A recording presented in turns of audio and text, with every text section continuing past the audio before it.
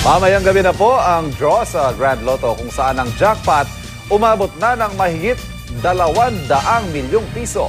Ang tanong mga kapuso, ano kaya ang gagawin ng mga Pinoy sakaling sila yung tumama sa jackpot na yan? Alamin natin sa report ni Oscar Oida.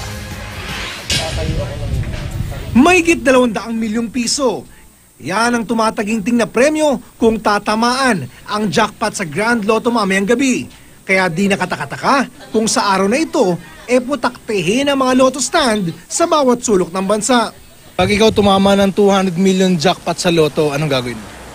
Di, igahanap buhay. Igahanap buhay ko. Paano? Paano gagawin mo? Ang negosyo. Mag-abroad, around the world. Patay ako ng farm sa bungiro akong tao eh. Karamihan sa mga natanong namin, priority ang mga mahal sa buhay. Siyempre, unahin ko yung anak ko.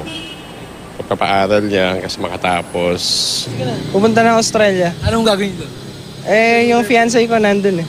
Bibili na yung sariling bahay, magtatayo ng negosyo para sa mga anak. Marami ka na ba anak? Wala.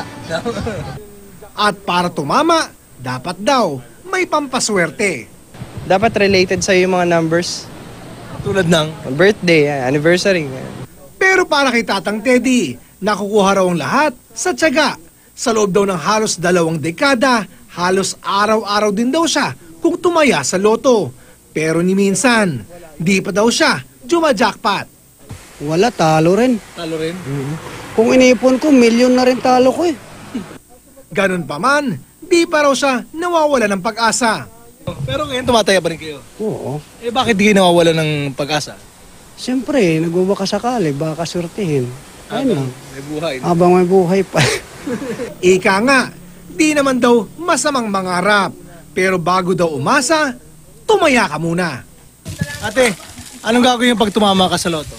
Ako, syempre, magpapatayo ko ng business para sa pamilya ko, sa anak ko. Yun lang po. Tumataya ka ba? Hindi.